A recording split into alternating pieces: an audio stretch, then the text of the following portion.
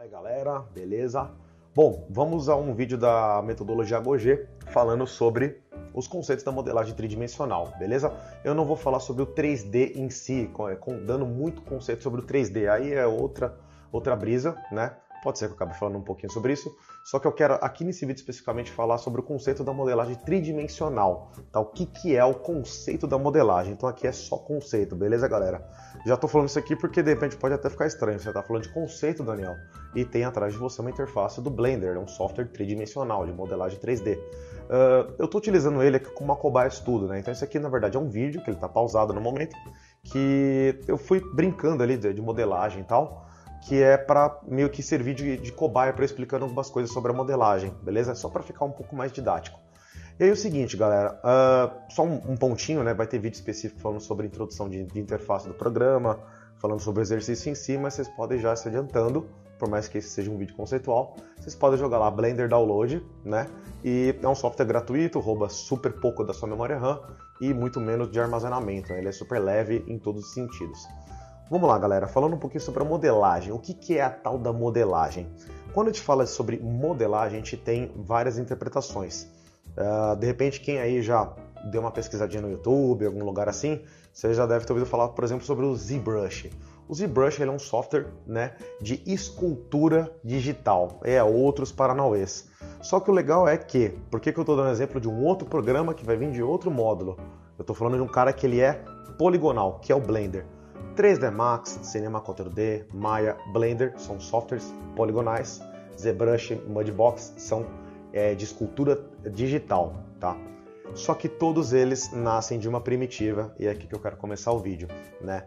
Então as primitivas são as grandes, vamos dizer assim, as grandes origens, né? Então primitivas é vamos dizer, um outro nome para a gente chamar de formas geométricas básicas, então cubos, esferas, cilindros e por aí vai, né? Isso aqui são formas geométricas e basicamente a modelagem, vamos dar um playzinho aqui, para a gente ir se divertindo junto. Temos aqui então esse exemplo, né, onde a gente pode pegar uma modelagem, pegar um objeto em si, então no caso eu posso criar, não vamos se apegar, só um minutinho, não vamos nos apegar aqui galera, qual que é o botão que eu estou apertando, tá? Esse aqui é só para a gente debater aqui, eu falar sobre a explicação sobre a modelagem em si. Então tudo, no caso aqui, vai nascer de uma primitiva, de um objeto poligonal, beleza? De uma forma geométrica básica, tá? Onde ela vai ter, inclusive, né, eu vou acabar falando um pouquinho aqui, vou demonstrar isso aqui no vídeo, ela vai possuir sempre as suas medidas, né? Então, por ele ser tridimensional, vocês vão imaginar, inclusive, assim, se você vai pegar o sofá da sua casa e vai medir ele vai possuir o quê? Uma medida de largura, uma medida de altura e uma medida do quê? De profundidade. Vocês vão precisar dessas medidas para falar qual que é, o quanto que ele vai ocupar na sua sala. Né? Ou seja, você pode ver que a nossa vida ela é tridimensional. Se você tem uma sala de 40, 50, 60 metros quadrados, você não pode colocar qualquer móvel, porque você sabe o quanto que cada móvel ele vai ocupar na sua sala. Ainda mais quando de repente você, tanto faz, se você comprar online, né? A gente quer contar muito que o pessoal vai colocar as medidas bem fiéis ali, e quando você vai na loja ali, né, pega uma trena, né, banco chatão lá na loja e mede ele, o que você está fazendo ali? Você está se prevenindo, né, se ele vai caber primeiro de tudo na sua sala e né, a trajetória, né, na minha casa que eu já apanhei um pouco com isso, que às vezes ele cabe na sala, mas a trajetória, né, a porta, não sei o que, o corredor, às vezes pode ser que não passe.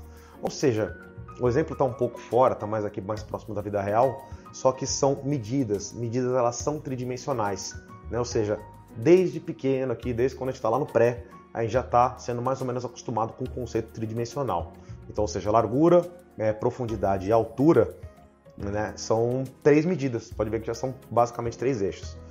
Outra noção que a gente tem sobre o 3D, vamos voltar lá, dependendo da sua idade, né? Eu estou com 30 anos, vai fazer o exemplo que eu vou dar aqui vai fazer mais de 20 anos, o tal do plano cartesiano, né? O plano cartesiano, vamos relembrar rapidinho, eu não vou precisar abrir nenhuma imagem aqui nem nada, basicamente quando você precisa localizar, vamos dar um exemplo, eu adoro pegar coisas práticas. Eu estou com um caderno aqui do meu lado, onde eu tenho aqui uma folha, vou pegar uma folha em white, em branco, tá? Então temos aqui o seguinte, temos uma folha, tá? Vamos dizer que ela é 2D. Por que 2D? Temos aqui somente 2 dimensões. Aqui no caso, ó, a caneta, eu estou né, demonstrando aqui qual que é a largura. Então estou percorrendo para demonstrar a largura do caderno. Ele está deitado, tá? Então vamos aprender com o fato dele estar deitado, tá? Então é o seguinte, eu estou aqui percorrendo com a minha caneta da esquerda para a direita. Esses são os movimentos que eu estou fazendo, tá? Então, ou seja, esquerda e direita tem a ver com largura nesse caso. Agora eu vou deitar minha caneta e vir aqui para minha altura. Então agora eu estou fazendo uma movimentação em direções aqui para cima e para baixo, beleza? Show de bola. Eu já entendi então o que é, no caso, x e y.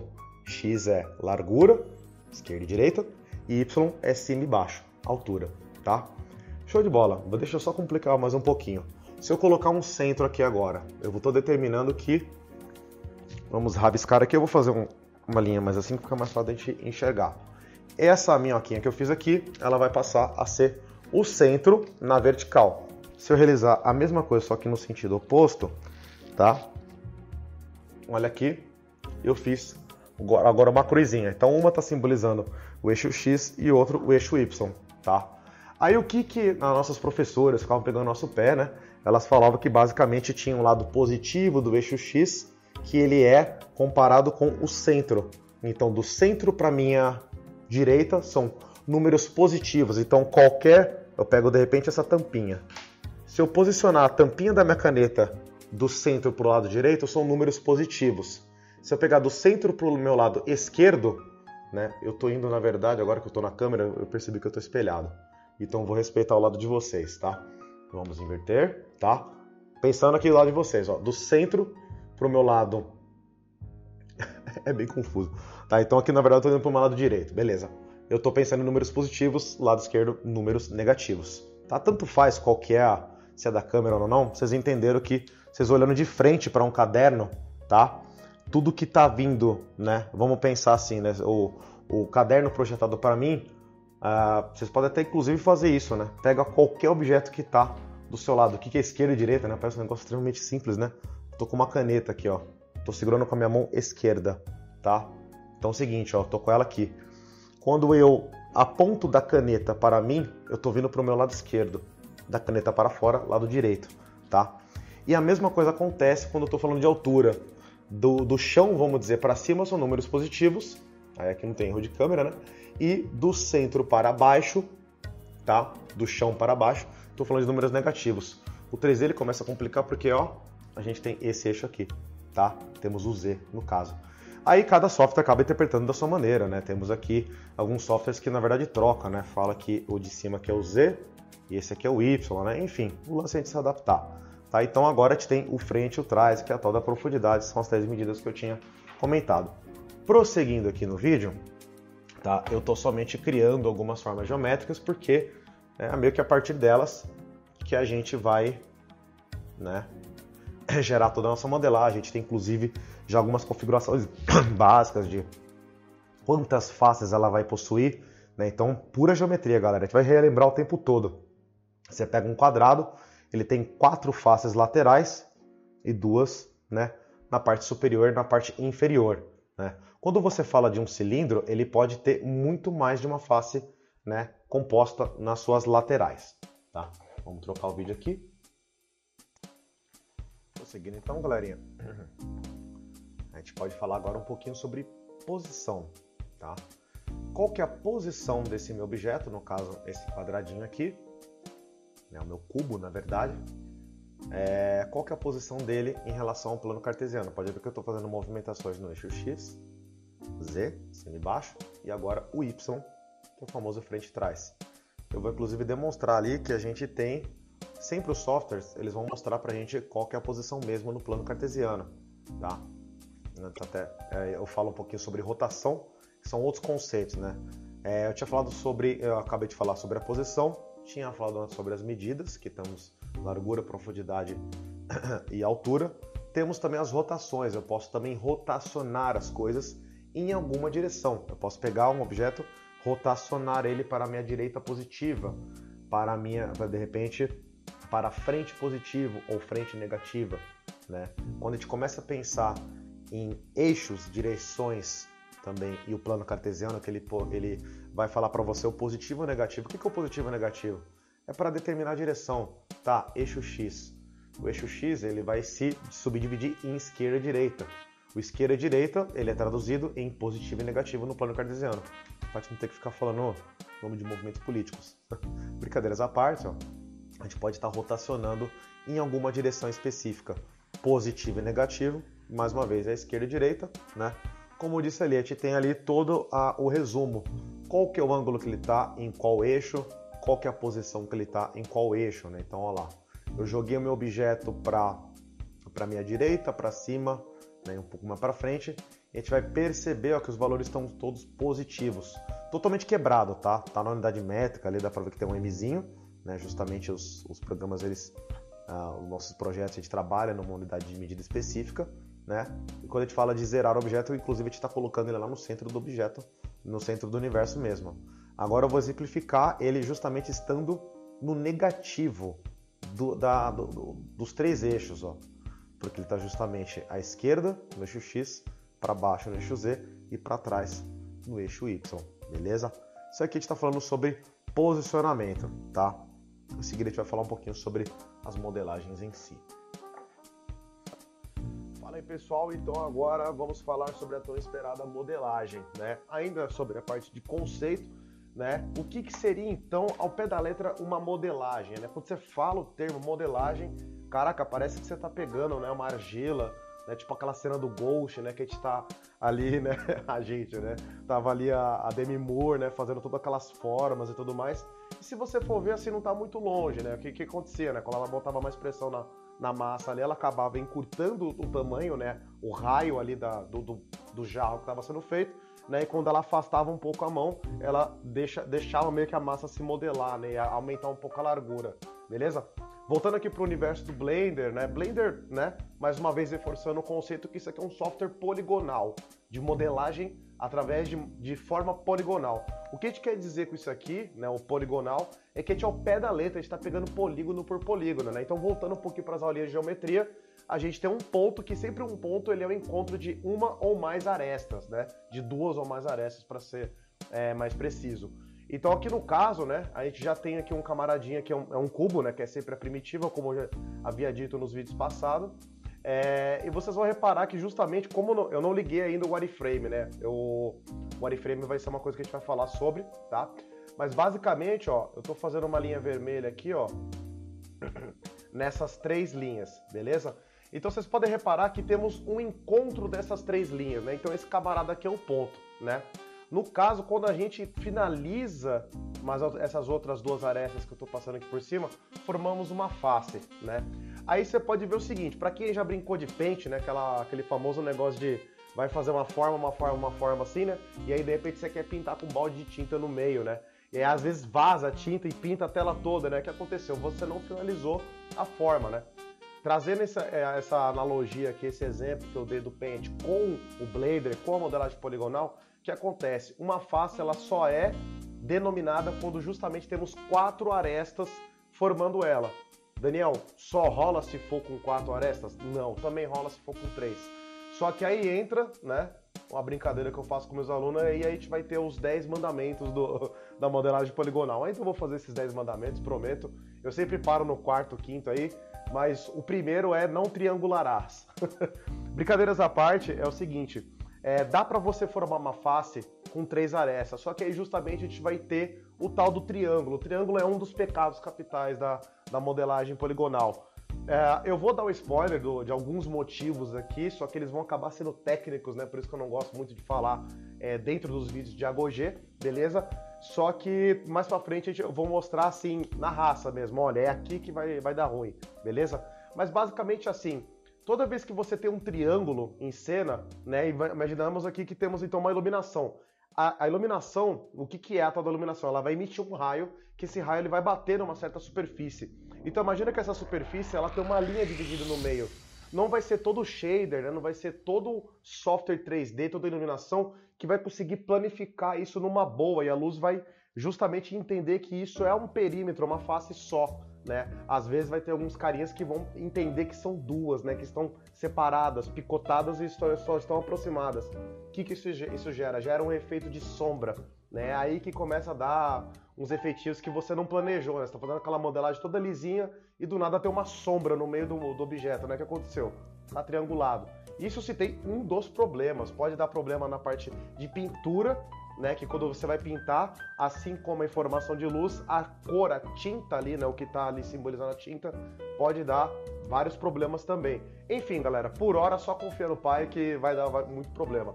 Então, e lembrando só mais uma saideirinha para fechar o assunto de triângulo por enquanto, né, o triângulo aqui no universo poligonal, ele não tem muito a ver com a forma, né? Quando a gente fala de triângulo, a gente já lembra lá, né, do nosso pré, né, da nossa infância, né? Aquela forminha sempre específica, aquele logo do Illuminati, né? Isso é o triângulo. No 3D, a gente pode mudar e meio que deformar bastante essa forma, né? Então, eu vou dar um exemplinho aqui, ó, bem... Ó, isso aqui, por exemplo, também pode ser um triângulo. O triângulo pro 3D é a contagem de 3 pontos. Aí sim a gente denomina que esse camarada aqui é um triângulo. Tanto faz qual que é a forma dele. Se essa ponta central tá pra direita, tá pra esquerda, tanto faz. Se ele é alto, se ele é baixo, é triângulo. Beleza? Enfim, só tava falando isso aqui porque a gente tem esse triozinho parada dura, né? Ponto, aresta e face, tá? Então toda essa parte de modelagem, vou deixar rolando o vídeo aqui e vou mostrar pra vocês que tudo isso vai se basear devido a uma seleção de um ponto, uma aresta e uma face. Então a gente pode selecionar uma face, como está sendo o caso aqui, né?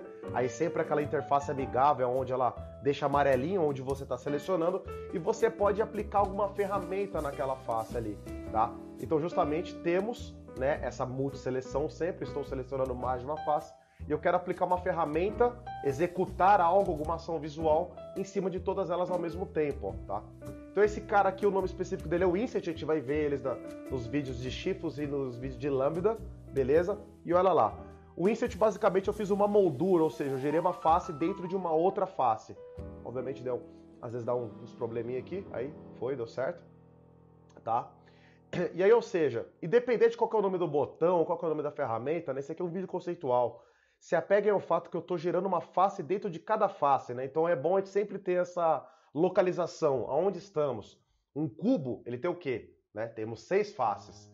Se eu peguei cada cubo e gerei mais uma outra face dentro dele, opa, na verdade não é que eu só dupliquei. Se vocês forem ver, para eu ter uma face aqui dentro, eu preciso de mais uma aqui em cima, outra do meu lado direito, outra na base e outra do meu lado esquerdo. Então cada face passou a ter 5 faces. Olha que loucura, tá? A gente não precisa ficar fazendo continha, não precisa abrir a calculadora enquanto eu tô falando que não.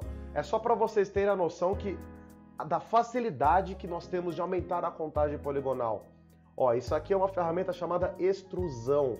É o ato de você meio que prolongar a existência daquela face em direção externa ou interna, né? E o prolongar é justamente criar novas faces também, ó. Você pode ver que agora te gerou uma certa espessura, né? Então, esse lance de medida, ele tá sempre insistindo aqui na nossa visualização.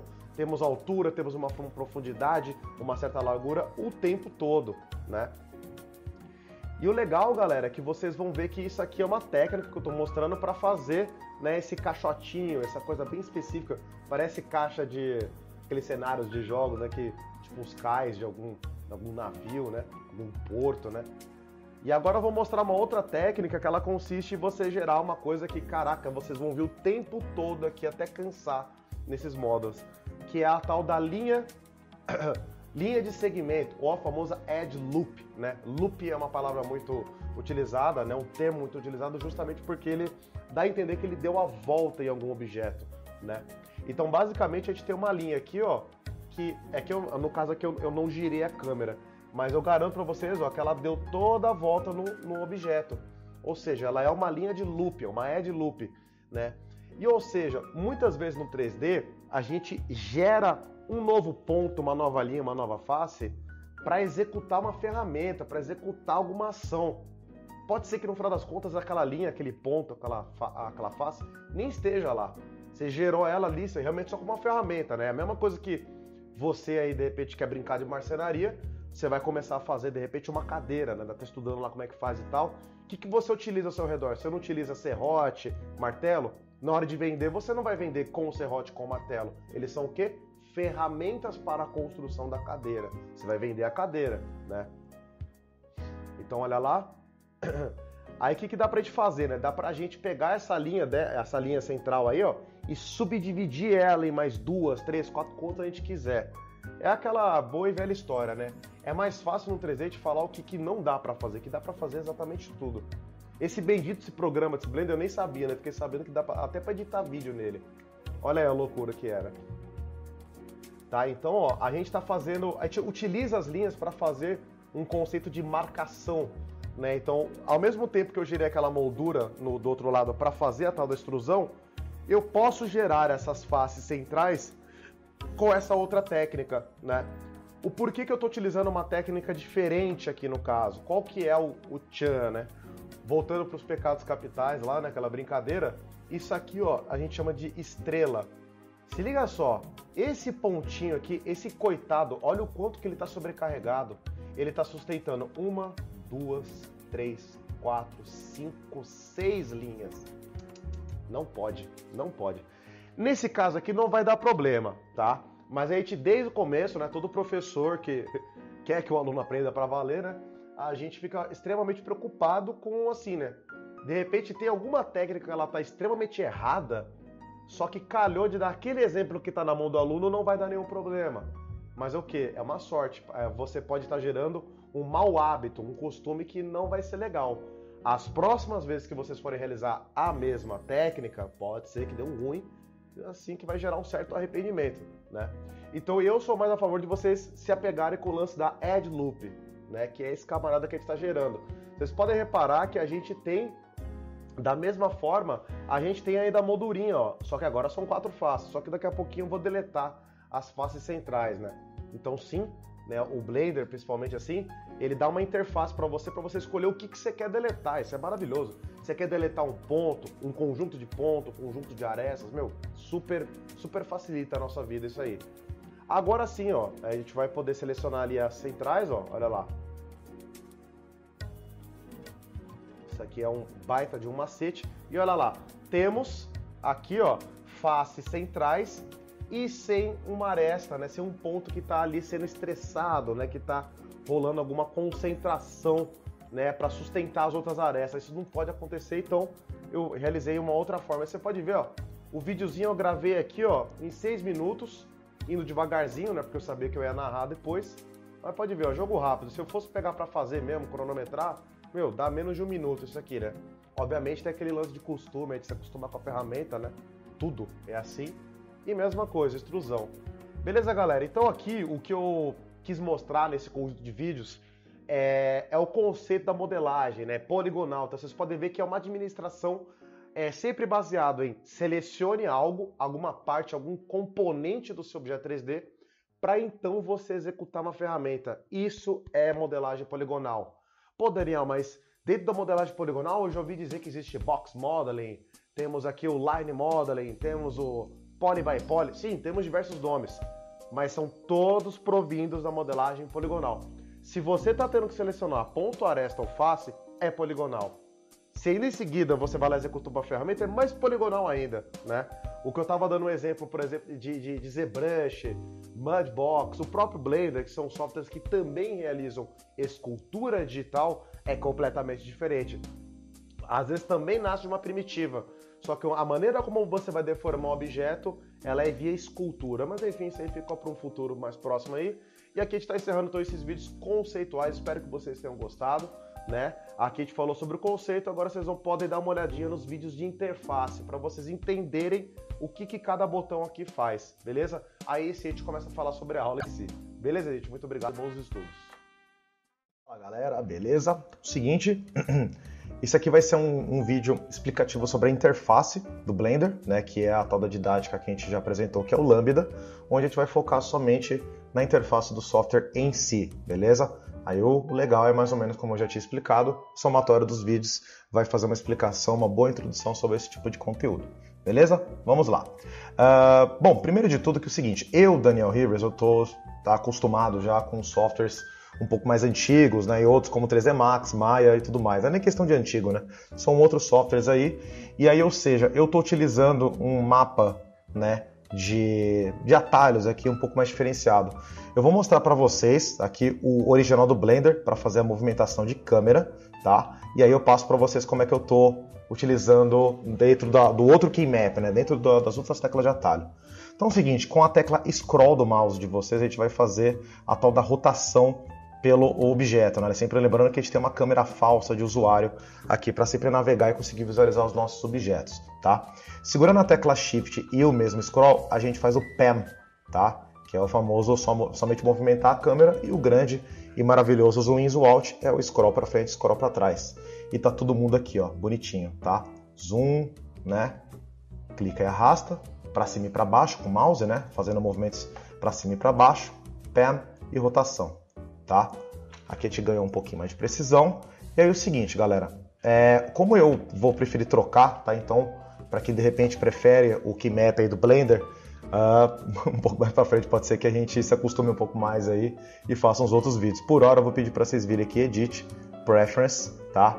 Vamos aqui em Keymap, e aí aqui em cima, onde já está escrito Blender, no de vocês, eu vou colocar em Industry Compatible, tá? Para quem está acostumado aí com a galerinha tipo 3D Max e Maya, né? Esse aqui já fica um pouquinho mais fácil. Então, Alt com Scroll, né? Para a gente poder fazer o Pan, Zoom in, Zoom out nunca muda, e o Alt mais o clique esquerdo, né? A única coisa é justamente costume, não tem certo e errado, não tem melhor e pior, é justamente uma questão de costume.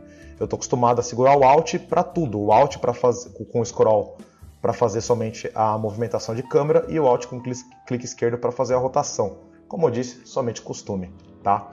Bom, prosseguindo, W, E e R, né, esse aqui é bem padronizado dentro do universo 3D, né, que é basicamente a translação, rotação e escala do nosso objeto, tá? Então, translação, nós temos então aquela famosa ergonomia, aqueles famosos ícones que são extremamente didáticos, né? Então você tem aqui um pivô, barra gizmo, barra axis, né? Cada um chama de um jeito. E aí a gente vai ter, quando ele está setado para ser somente uma movimentação, ele é substituído, então ele é visualizado por setas. E sempre coloridinho, né? Isso aqui, basicamente, todo o programa possui essa separação de cor para ficar um pouco mais didático, né? Então o eixo X, que é esquerda e direita, ele é denominado pela cor vermelha, frente e trás pela cor verde, que é o eixo Y, e cima e baixo pela cor azul, né? Então basicamente quando você coloca o cursor por cima deles, ó, né? Você pode escolher somente um para poder movimentar, né? Então aqui eu movimentei, por exemplo, para a esquerda e para a direita. Tudo bem que esse lance de esquerda para a direita depende muito do ponto de vista, então é sempre bom a gente ficar atento com essa rosa dos ventos tunada, né, 3D, para a gente poder fazer ela aqui, ó, né? Ou seja, se eu me posiciono aqui olhando de frente e eu posiciono ele para minha esquerda e para a direita, eu estou ao pé da letra visualizando ele, estou movimentando ele da esquerda para a direita, tá? Eu estou justamente vendo ele de frente, cima e baixo, tá? E frente e trás, tá? Esse abiguinho branco parece uma boia salva-vidas, tá? Esse cara é o grande pivô, que aqui no 3D, na verdade, ele chama de cursor. Aqui no Blender ele chama de cursor, tá? Enfim, prosseguindo, a gente tem aqui o famoso Outliner, tá? A tela, que ela come um pouco a lateral, mas escondidinha aqui vocês vão ver na tela de vocês que tem um zoinho, né? São olhinhos para você ligar e desligar aquela visualização. Então, logo de cara, ele já é bem honesto e fala para você que você já tem um cubo com uma certa luz e uma câmera. A brincadeira do honesto é que tem alguns programas que eles escondem, mas todo programa ele tem que ter uma luz e uma câmera já meio... Câmera às vezes é questionável, mas uma luz para pelo menos visualizar um basiquinho, né? Sempre tem. Então aqui ele já está dando a visualização dela, que é esse cara aqui e esse cara aqui é a câmera. Beleza? Por hora não vai ser muito necessário, tá? Já vou pedir para vocês instalarem alguns add-ons, tá? Então lá Edit Preference, a gente vai em Add-ons e a gente tem uma bela listinha de alguns add-ons que vão ser extremamente úteis para a nossa navegação, para os nossos trabalhos aqui, tá? Então eu instalei, para instalar, galera, é bem difícil, é só clicar no tiquezinho aqui, tá? Brincadeiras à parte, é sempre bom você, depois que você tica ele, em teste você já instalou, você vê o caminho para você encontrar esse camarada aqui. Então esse cara ele é localizado em View 3D, Sidebar, View Tab, ou seja, View 3D, Sidebar, View Tab, que é esse cara aqui, ó, tá? Então é o seguinte, voltando para lá, deixa eu ver se ele tá escondidinho aqui, tá aqui, tá? eu tenho outros add-ons que eu instalei. Eu tenho um Measure-Out, Precision Drawing Tools, tá? Mais lá para baixo. Eu peguei, aliás, esse cara que já estava instalado, né? Acredito que o de vocês vai estar instalado também. O Import Export FBX também está instalado, que é para justamente você poder administrar arquivos tanto para importar, tanto para exportar no formato de FBX, né? Esse tipo de conteúdo a gente vai ter em outros vídeos. STL Format, toda essa parte aqui em tese já está instalado no de vocês, tá? Se não tiver, só acompanha no vídeo aí, pausa esse momento e vai ticando aí, tá?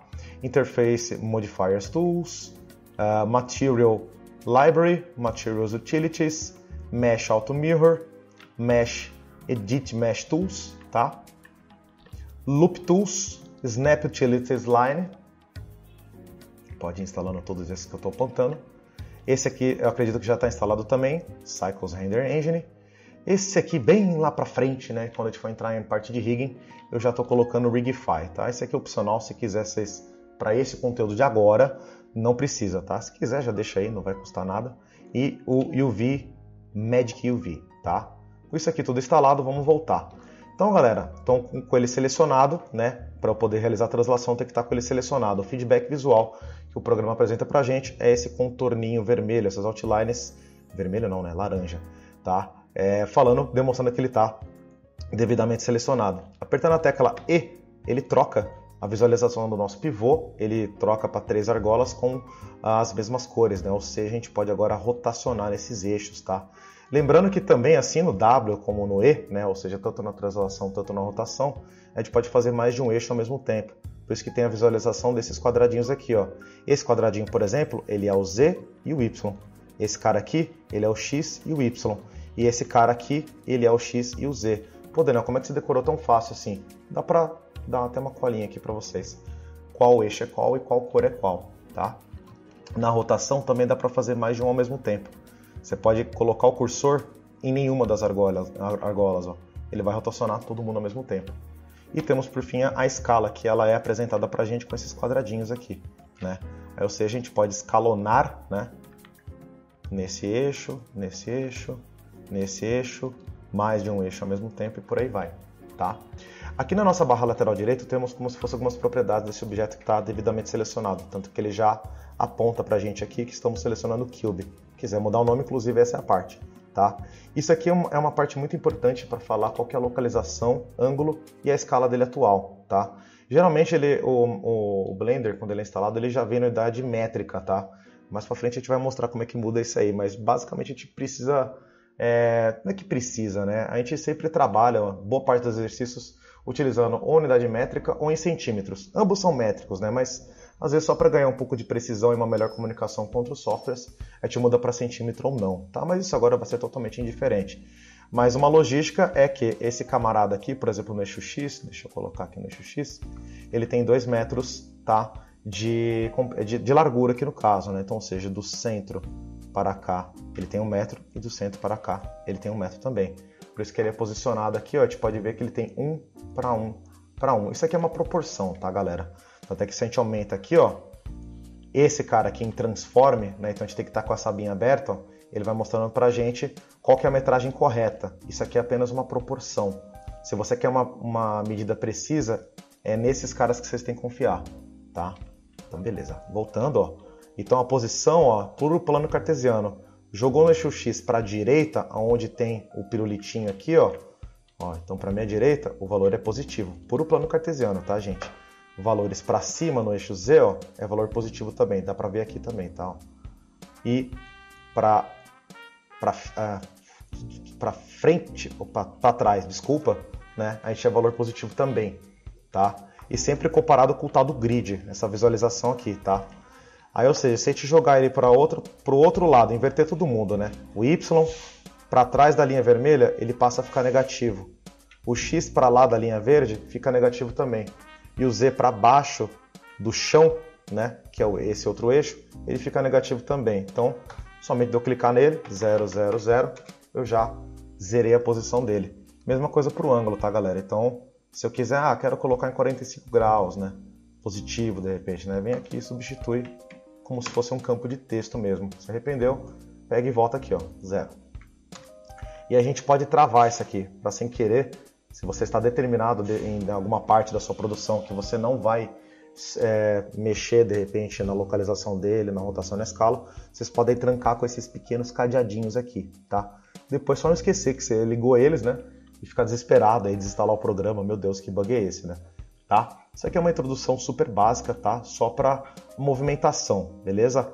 Vamos agora a alguns macetes sobre modelagem em si. Antes de falar da modelagem em si, deixa eu só mostrar algumas coisinhas aqui sobre a visibilidade, tanto do objeto, tanto de tudo aqui, né? A gente tem algumas coisinhas, por exemplo, quando eu clico nele, eu posso ver aqui em Viewport Display, eu posso ligar os wireframes dele, né? Essa aqui é uma coisa muito útil, a gente vai utilizar muito, não só nessa matéria, mas praticamente em todas, né? Mas vocês podem visualizar as arestas, né? Então lembrando que quando você tem um ponto, né? Ele é um ponto que é um encontro de várias outras arestas. E você consegue visualizar com mais facilidade quando você liga ele. Quando ele está desligado, a gente fica só pressupondo que existe, porque você está vendo uma face mais clara aqui, uma pouco mais escura e uma bem mais escura aqui. Obviamente fica bem separado, né? Mas enfim, dá para a gente facilitar um pouco a vida ligando ele, né? Temos os outros camaradas aqui em cima, né? Que é a visualização somente tipo, para ele ficar transparente, né? Aí fica somente o wireframe. E esse aqui, no caso agora, ele é a versão shaded, ou seja, com um materialzinho básico aplicado. Como agora eu liguei com esse cara, então ele é o shade, né? Ele é um material basiquinho, cinza, mais wireframe, tá? E temos outros aqui que por hora vão ser bem relevantes, mas estou mostrando para vocês. Isso aqui é uma versão um pouco mais flat, né? Isso aqui é uma... Esse aqui na verdade eu nem lembro exatamente do que se trata, mas são configurações de materiais, na verdade, tá? Por hora não vai ser muito necessário, tá? Uma coisa extremamente necessária, que isso eu acho mais pertinente perder um tempinho mostrando, é que é o seguinte, tá? Eu vou forçar uma situação aqui, ó, onde eu vou rotacionar ele, sei lá, alguns ângulos quebradinhos aqui no eixo Y, tá? Quando eu aperto o W novamente, você pode ver que a direção dos pivôs, do pivô, elas estão fiéis ao meu grid, né? Ao meu universo. Então, no caso, ó, isso aqui pode atrapalhar bastante dependendo da produção. E se eu quiser fazer com que, em algum momento do meu projeto, que ele mova nessa direção aqui, ó, né? Nesse momento eu vou ter que pegar e ir meio que no olhômetro, né? Vou lá, jogando para lá e beleza. Dá para fazer uma coisa um pouco mais fácil nessa parte aqui superior, ó, onde eu vou trocar, tá? Qual que é a orientação do meu pivô. Olha só, ao pé da letra, né? Tem alguns nomes que são bem didáticos lá, né? Então a minha transformação está atrelado com essa parte aqui, né? E a orientação não tem muito a ver com a rotação em si. Você pode rotacionar ele, mas ele tem uma orientação para algum ângulo específico, ó. Então se você pede local, ele vai respeitar a rotação desse objeto, tá? Então agora quando você volta pro transformer, né, para translação, você pode ir nessa direção agora, ó. Então é só trocar. Se você quiser voltar, você vem aqui para Global. Tá? Por hora, esses dois são os mais úteis, tá? Quando for o caso, a gente vai mostrando outros modos aí, beleza? Temos vários outros detalhes assim, mas meio que para esses módulos aqui a gente não vai utilizar tanto detalhe assim, né? Mas a gente pode basicamente configurar alguns detalhes sobre a nossa visualização nessa parte aqui, mais especificamente, beleza? Saideira aqui antes de falar de modelagem para vocês salvarem arquivo, assim como qualquer outro, né? File Save As, vocês podem salvar isso aqui em qualquer local do computador de vocês. Sempre uma recomendação básica, não só para esse conteúdo, mas para qualquer coisa de vocês. A gente sempre recomenda escolher uma pasta específica e sempre estar salvando ali, né? Então aqui no caso vocês vão determinar o local, né? Vocês podem de repente digitar o endereço aqui ou procurar por aqui. Tá, onde está o endereço específico, de repente na desktop, né, ó, vocês podem colocar aqui de repente desktop, coisa do gênero, tá, e coloca o nomezinho aqui e ele já tem a extensão .blend, ou seja, essa extensão do Blender, .blend, tá, e dá um Save As e ele salva esse camarada aqui, tá, e ele sempre vai falando as datas, mas isso aqui na verdade é coisa do Windows, né, data de alteração e tudo mais. Vocês podem importar e exportar também esse camarada, tá, então File, Export, tá? E a gente já tem aqui alguns formatinhos específicos, tá? O que a gente vai utilizar nesses vídeos, nos próximos, assim, a gente fica muito preso com pipeline de games, então basicamente é FBX e OBJ o tempo todo. Muito mais FBX do que OBJ, tá? Então ele fica aqui mesmo. Então não tem muito para onde escapar. .fbx, beleza? Tem algumas coisinhas específicas aqui que a gente vai depois se preocupar, né? Que basicamente, né, um spoilerzinho já, é essa parte de transformer, né? Isso aqui a gente tem que ficar atento com o software que a gente vai utilizar, tá? Então, por exemplo, se isso aqui a gente vai exportar lá para Unreal, a Unreal ela respeita muito que o eixo de cima é o Z, se eu não me engano, né? Então a gente tem que pedir aqui, né, especificar isso aqui, tá o Y up. Então tem grande chance desse objeto ir deitado para lá. Acontece isso. Então a gente precisa trocar aqui para Z up, né? E a gente pode dar um export. Tem algumas coisas que eu, Daniel, costumo tirar, né, por costume, assim, quando eu não estou utilizando. Por exemplo, esse objeto eu não estou animando. Eu desligo a animação, não vou pedir Bake Animation. Né? Se tiver qualquer opção de eu desligar aqui, eu desligo mesmo. E vou lá e dou um export, tá? Para importar, mesmo caminho. File import, né? E aí lembrando, se você já filtrou aqui na parte de import que é FBX, nem adianta procurar, por exemplo, o OBJ, que a busca ela já está filtrada para FBX. Se aparecer, se você for numa pasta que tem, de repente, vários OBJs, ele vai ficar assim, ó, vazio, não vai aparecer nada. Beleza, gente? Então, agora sim, vamos lá para a parte de modelagem. A parte de modelagem, galera, basicamente a gente pode pressionar as teclas 1, 2 e 3, tá? Que é o seguinte, é até legal que o próprio Blender, ele separa aqui pra gente, né, o que você quer estar trabalhando, né? Então a parte de layout é só aquela administração básica que a gente está fazendo, de posicionar ele em algum lugar, colocar algum ângulo e por aí vai, né? Mas a gente pode também vir aqui para a parte de modeling.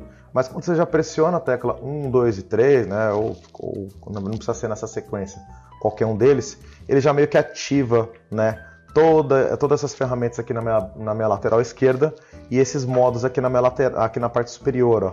Então basicamente seria ponto, aresta e face, né? Essas são as teclas de atalho.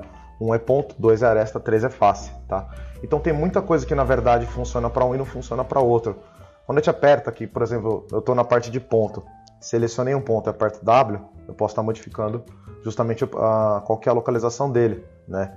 E o legal, na verdade, ó, é que quando vocês estão nessa visualização específica, ele vai falar para você qual que é a localização dos eixos que você modificou desse ponto. Então, ó, para ser um pouco mais pragmático, ó, eu vou só subir ele. Então, esse ponto, tá, no eixo Z, tá em 3, alguns quebrados, né? Essa é a nova localização dele, tá? Aí, beleza. Se eu vou lá para aresta, basicamente a mesma coisa, tá? Se eu vou para face, também a mesma coisa, ele vai sempre... Eu posso inclusive cravar os valores, né? Apertar 2 e por aí vai, tá? Beleza, aí vamos lá. O basicão, que a gente vai pegar bastante, é criar muita linha de segmento, né? Que são aquelas linhas que dão a volta meio que no objeto todo, tá? Tem muito programa que ele tem aquela dependência de você selecionar todo mundo, para aí sim você conectar todo mundo com uma nova linha. Aqui é um pouco mais simples, tá? Você pode vir simplesmente... nesse botãozinho específico aqui, tá? Que o nome dele é Loop Cut ou Alt C, e você já posiciona aqui e ele aparece esse fantasminha amarelo, tá? Ou seja, esse amarelinho quer dizer que você não inseriu ele ainda na cena, tá? Mas ele é já uma préviazinha, né? Olha, a hora que você clicar, confirmar, ele vai ficar aqui, tá? Então você clicou nele, ó, beleza, ele já tá ali. Eu aperto W, tá? Só por um costume para meio que matar duas necessidades numa só, né? Então, primeiro de tudo, cancelo esse cara, porque se ele fica pressionado, né, temos aqui uma interface baseada em toggles, né? Toggles são basicamente botões, é como se fosse um interruptor. Você está numa sala, está com a luz desligada, você liga o interruptor para você visualizar as coisas, a luz liga, né? Quando você sai da sala, você desliga. Então, interruptor, liga e desliga. Tem software que não, tem software que você fica pressionando ele, um exemplinho, né, e utiliza... pelo tempo determinado que você precisar. Depois você solta aquele botão. Aí é outra coisa. A interface desse camarada aqui é via toggle, são interruptores. Então quando você aperta W, você desliga esse interruptor e volta para o W. Se vocês pararem para pensar, a gente está sempre precisando do W. Sempre precisando reposicionar as coisas, né? É bem comum essa prática, tá? E aí o seguinte, galera, quando a gente aperta Ctrl Backspace, né, eu vou dar um exemplinho para a gente poder deletar essas linhas aqui, ó. Ctrl Backspace, eu vou arrancar todas as linhas junto com os pontos, tá? Quando eu aperto somente o Backspace, ele já identifica que você está deletando de uma forma diferente e ele pergunta o que você quer deletar. Você quer deletar as vértices, os edges, os pontos e por aí vai, né? Ó, Only Edges and Faces, Only Faces, tá? Dá para você especificar a forma como que você quer deletar, o que exatamente você quer deletar. Então isso é bem útil, né? Então, mais uma vez, eu posso sair criando novos, ó. Enquanto eu não desligo, ele vai sugerindo novos, ó. Eu vou somente rolando o meu cursor aqui, ele vai dando... E aonde eu posicionar ele no local que que ele acha conveniente colocar uma nova edge loop, ele vai sempre sugerindo. Então, no momento de você falar, para lá, rapaz, né? Aperta W ou desliga ele mesmo, tá? E aí é o seguinte, ó, aqui eu estou mostrando um grande atributo aqui voltado para a parte de aresta, tá? Na parte de face, ó, eu tenho, por exemplo, dois caras muito úteis, que é a parte de inset e a parte de extrude, tá? A parte de inset, ó, a gente tem o seguinte, ó, quando eu aperto ele, eu já tenho esse botãozinho aqui, ó, tá? E só de clicar nele, ó, eu já estou criando uma moldurinha, né? Uma face dentro de uma face. E aí o legal é o seguinte, ó, sempre ficar atento que toda a ferramenta que vocês utilizam aparece ali embaixo, né? Como se fosse uma especificação técnica do que você quer. O quanto que você quer de repente, de espessura para essa nova face. Eu quero exatamente 0.15, né? Para quem trabalha com arquitetura, coisas mais voltadas para engenharia, isso aqui, nossa, pode ser uma grande mão na roda, né? E a mesma coisa para o extrude, né? Um outro exemplo, ó, eu posso apertar W para confirmar a minha informação aqui, né? Eu posso selecionar esse cara aqui e ir lá para o extrude, ó. Então, primeiro de tudo, eu preciso jogar ele para qualquer lugar, né? Clica, arrasta e beleza. E eu posso confirmar, ó, eu tô vindo aqui para o eixo Z, show de bola, né? Eu posso continuar nesse ritmo aqui e falar, de repente, eu quero colocar mais 1 metro. Então, do zero aqui, né, da base para cá, ele tinha 1 metro, justamente porque ele é 2 por 2 por 2, né? Então, essa nova face aqui, por enquanto, ele tem essa medida. Mas eu posso falar aqui mesmo que ele tem 1 metro. Caso eu apertei W aqui, né, e sumiu a face já, né? Sumiu aquelas opções. Poxa, e agora? Não tem problema, você pode selecionar ela aqui e falar que ela vai ficar em 2 metros de altura. É só a gente sempre ter essa noção bem assim, métrica / tridimensional. Esse aqui é o chão. E a caixa original de vocês tinha 1 metro de altura, né? Na verdade são 2 metros, só que do centro para o topo ele tem 1 metro, tá? E desse topo antigo para o topo novo que eu acabei de estudar, né? É mais 1 metro, totalizando 2 metros, tá? Então show de bola, tá? E aí o seguinte, também tem outras maneiras de extrudar, que eu selecionei uma face e extrudei ela, né? Joguei ela para cima, tá? Eu posso muito bem ter um macetinho aqui, ó, que é, na verdade, quando você seleciona uma face, Alt, 2 cliques na vizinha do lado aqui, ó, ele faz um loop, ele seleciona todos os vizinhos, né? E aí é o seguinte, ó, você pode ver que um grande macete, vários softwares utilizam esse advento aqui, ó, que é colocar um drop-downzinho escondido aqui, ó. Esse drop-downzinho escondido, ele significa que tem mais opções aqui dentro, ó. Tem outras maneiras de extrudar, ó, tá, ó. E tem, por exemplo, Extrude Along Normals, ó. E quando você clica e arrasta, você pode extrudar along normals, né? A tradução é que, por exemplo, essa face aqui, ela está mirando, ela está direcionada para esse sentido, essa para esse sentido e por aí vai, ó, né? Então ela vai meio que indo para cada uma numa certa direção, né? Eu posso confirmar o valor que eu quero, né? Estou fazendo uma loucura aqui, uma obra de arte maravilhosa, né? Mas é mais para apresentar essas ferramentas. Essas aqui são as ferramentas que mais vão ser utilizadas, né? Esses módulos aqui, conforme a necessidade a gente vai subindo outros vídeos, tá? Ficou faltando, na verdade, só uma parte sobre primitivas, eu vou separar para o próximo vídeo. Falando então sobre a parte de criação de primitivas, eu vou inclusive sair do modo de meio que composição do objeto, né? Que eu estava apertando a tecla 1 para ponto, 2 para aresta, 3 para face, né? Posso apertar 4 e eu vou para o Object Mode, né? Inclusive, ó, temos aqui o 1, na verdade ele é o Edit Mode, né? Aqui numa só ele já te joga para aresta, né? Então temos aqui o Object Mode também, tá? Então que é a tecla 4. Posso inclusive jogar ele para o lado, né? Ou simplesmente vocês podem ficar dançando aqui entre o Layout e o Modeling, tá? A parte de criação de primitivas fica aqui em cima, ó, Add, Mesh, e temos alguns amiguinhos aqui, ó. Recomendo que vocês brinquem aí, só para quem nunca pegou 3D na vida, né? Ficar no cubo, né? No cilindro, no cone, por aí vai, coisinhas assim mais básicas, tá? Esses que tem um nome um pouquinho mais complicado por hora, recomendo que deixa quieto, né? Então é o seguinte, ó, por exemplo, vou criar aqui um cilindro, tá? Aí é o seguinte, criei esse cilindro, vocês vão reparar que ele não vem com wireframe, né? Cada um meio que ele tem uma visualização aqui, esse viewport display, meio que é uma configuração individual dele, né? Aí é o seguinte, ó, temos uma qualidade / defeito também, né, simultaneamente do Blender, que essa tela aqui é uma tela de configuração das vértices, né? Por exemplo, essas vértices aqui são justamente o número de vértices laterais que esse cilindro tem, ó. Você pode ir clicando e arrastando e pode justamente escolher quantos vocês querem de faces, né, laterais.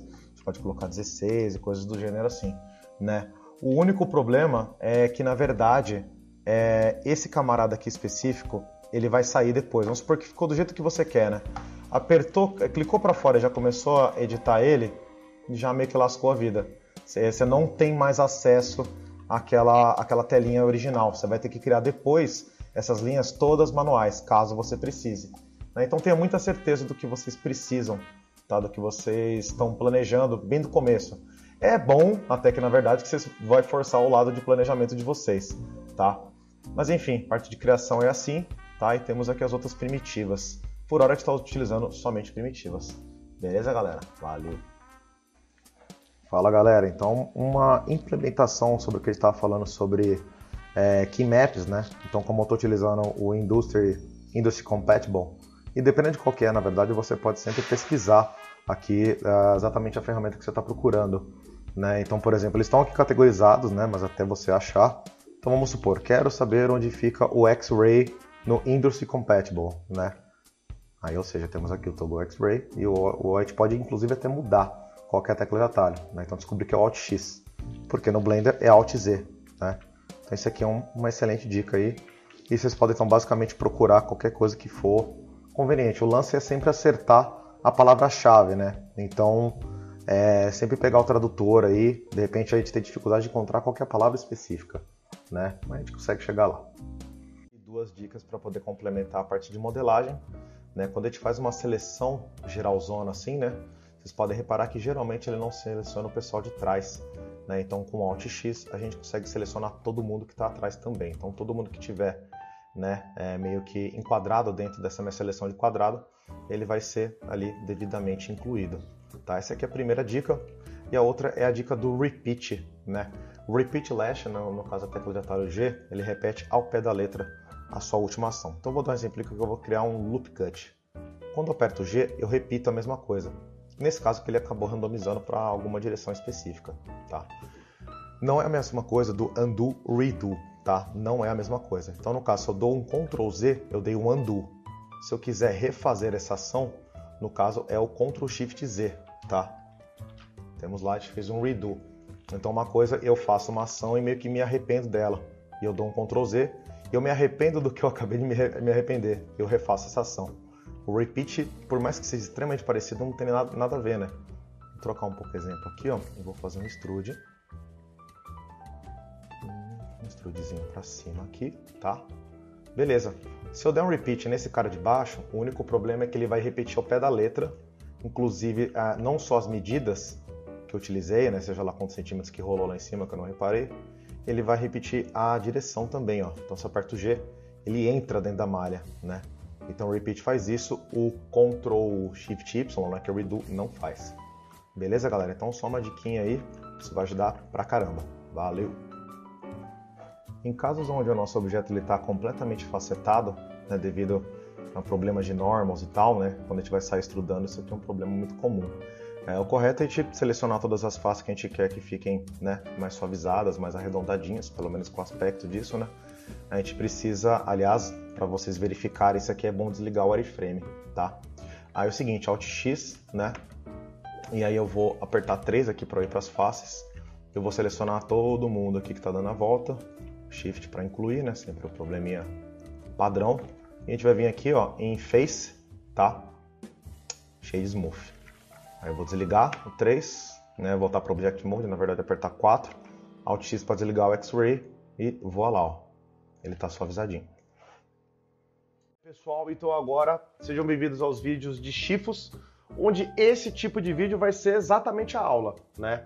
Só que é um vídeo que, para nós professores, né, consequentemente para você aluno, vai ser muito melhor, né? Mas para nós aqui professores, agora a gente está seguro, né? Então, assim, a gente já falou sobre o conceito, já sabe o que é a modelagem em si, já sabe sobre a interface, que já foi introduzida a interface, agora é só mandar bala na própria aula em si, beleza? Então é o seguinte, galera, vai acabar sendo um pouco rápido.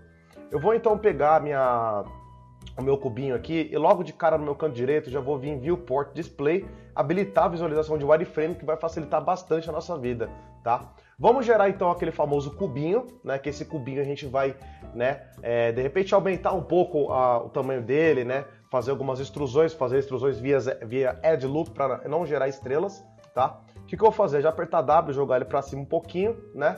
Eu vou habilitar essa setinha extremamente escondida aqui, que eu quero posicionar ele, ó, bem no chão mesmo, ó. Quando eu perceber mais ou menos que a parte inferior, a base desse camarada já está mais ou menos encostando no chão, vocês vão reparar que ele já vai chegar num valor aqui de Z aproximado de 1, né? Ou seja, como ele vem originalmente medindo 2 metros em todas as dimensões, largura, altura e comprimento, né? Ou espessura, se vocês quiserem chamar assim também, tá valendo. Meio esquisito, né? Mas tá valendo. Né? Então ele tá agora, quer dizer então que se eu colocar ele no chão valendo em 1, né? No Z, 1, quer dizer que ele vai estar então na metade para cima. Consequentemente, a base dele, a bunda do próprio objeto, vai estar encostando no chão.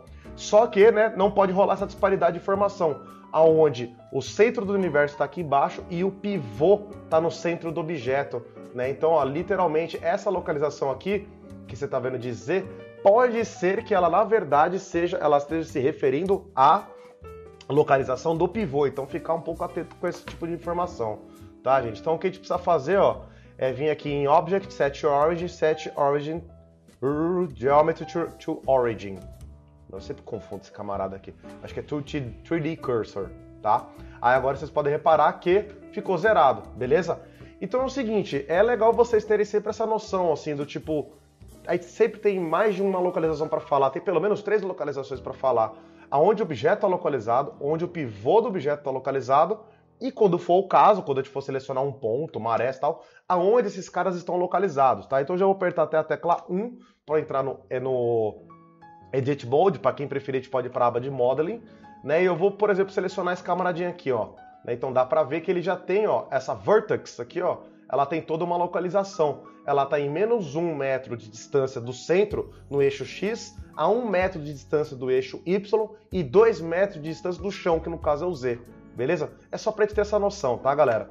Não selecionando nada, eu posso simplesmente vir aqui na parte de Loop Cut, né? Minha câmera não está cobrindo, que bom. Então é o seguinte, ó, eu vou gerar aqui, ó, ele fica ali amarelinho, né, para dar uma indireta de onde eu tô criando as minhas Edge Loops, beleza? Posso apertar W para cancelar e voltar, então, para minha seleção. Vou clicar nesse camarada aqui, ó, dentro do próprio Loop Cut, eu clico seguro para eu ter acesso a Offset Edge Loop Cut, beleza? Se eu clicar e arrastar, né, no caso, acho que é melhor até eu vir vamos apertar W só para cancelar rapidinho. Eu vou clicar 2 vezes nessa loop, né, que aí, ou seja, eu posso fazer todo o loop, e aí sim com essa seleção eu faço o Offset Edge Loop Cut, tá? Clicou e arrastou, galera, ele até faz esse cursor jogando para a esquerda e para a direita, onde ele está mostrando para você que ele está gerando meio que as gêmeas aí, né? Então, beleza, vou clicar aqui embaixo, né, no Offset Edge Slide, ou seja, eu posso, agora eu percebi que minha câmera está na frente, peraí, presta atenção, Daniel. Olha lá. Então, toda vez que você gera qualquer ação aqui, você vai reparar que aparece ali embaixo o nome da ação que você fez. Para quê? Para você ter alguns detalhes mais precisos, mais técnicos sobre aquela ferramenta. Então, o Factor, ele está falando o quanto que está sendo instanciado lá do centro. Está em 0.724, pelo amor de Deus, não vamos ficar usando um número tão quebrado assim.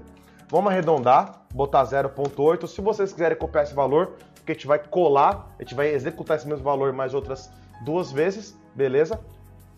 Então fechou, 0.8 é o que eu quero, né? Vamos apertar W para voltar e eu vou repetir a mesma ação nas outras 2 loops que eu acabei de criar, né? Então 2 cliques aqui, vamos lá, Offset Edge Loop Slide, joguei lá para o canto, ficou mais ou menos próximo, eu posso voltar aqui no Factor, colocar 0.8, ficou legal, bacaninha, aperta W para confirmar e voltar para a seleção comum, tá? 2 cliques novamente, repete a ação, arrastei para cima, tá mais ou menos próximo, ok. Vamos substituir o valor por 0.8, W, beleza? Só uma informação importante, aqui não é o caso, tá, galera? Então, quando vocês repararem que, por algum acaso, essa linha ficou um pouco mais escura do que as outras, fiquem atentos que pode ser que tenha mais de uma linha, né, ocupando o mesmo espaço, né? Por mais que Albert Einstein discorde de nós, o universo poligonal consegue inserir alguns componentes que sim ocupam o mesmo espaço, tá? Mas aí é a mágica do universo digital. Tá? Mas quando esse tipo de coisa acontecer, ó, vocês deem 2 cliques aqui e Ctrl Backspace. Ctrl Backspace, ele vai deletar as linhas e os pontos, tá? Então só lembrando que as linhas, quando elas encontram com outra linha, elas se tornam perpendiculares, aí elas geram um ponto que está ali em comum daquelas duas linhas, beleza? Bom, independente se tem isso ou não, eu vou pedir para vocês deletarem essas centrais todas aqui, tá? Desse jeitinho assim. E aí sim nós temos aqui as faces centrais, tá? Posso selecionar todas ao mesmo tempo, tá? Todas ao mesmo tempo, estou querendo dizer em multiseleção. Então selecionei uma, Shift clica nas próximas, eu vou girando e clicando, tá? E temos aqui o Extrude, tá? Extrude Region, ou o shortcut dele é o Ctrl E, tá? Quando eu pressiono ele já faz esse maisinho aqui, ó, extremamente esquisito, né? E aí vocês vão reparar que ele faz meio que todo mundo na mesma direção. Ou seja, a gente quer um outro tipo de extrude, tá? Então vamos clicar e segurar, a gente quer o Extrude Along Normals. Basicamente o que ele quer dizer com isso aí é o seguinte: se você tratar essa face aqui como uma normal, lembrando que normal, né, mais pra frente a gente explica isso aqui um pouquinho melhor, não tem nada a ver se ela é louca ou normal, tá? A normal, ela é um termo geométrico que vai falar qual que é, para onde essa face está sendo direcionada. Então eu aqui, ó, eu tô com o peito aqui virado para vocês, se eu viro para cá o peito, ó, eu tô virado para outro lado. Então, ou seja, imagina a minha parte frontal, assim, central, como se fosse uma linha imaginária, né? Então aqui eu tô apontando para minha direita, esquerda de vocês, para frente e tudo mais. Então tem um certo direcionamento para onde eu estou direcionado, tá? Então along normals é isso, eu vou fazer uma extrusão e vou respeitar a direção de cada face. Se tem uma face para a esquerda, ela vai estudar para a esquerda. Se tem uma face lá embaixo, ela vai estudar para baixo, tá? Ó, exatamente o que vai acontecer. E aí tem uns termos que a gente utiliza que é uma extrusão positiva e extrusão negativa. Positiva quer dizer que é do objeto direcionado para fora. E o negativo as faces aqui, ó, sendo estudadas da superfície para dentro do objeto, beleza? Gerei aqui, show de bola, e eu posso ainda falar quanto de offset eu quero. 0,09, alguma coisinha assim, tá? Pode ser 0,09, não tem problema. Tá, gente? Por mais simples que seja, vou apertar 4 aqui, ó. Esse aqui é o exercício desse módulo, tá? Eu sei que é simples, mas essa é a intenção. Porque a gente ainda vai abrir a malha dele, texturizar ele e configurar lá na Game Engine. Então não é tão simples assim. Beleza, gente? Então esse aqui foi o vídeo Chifos, partiu para os próximos. Valeu!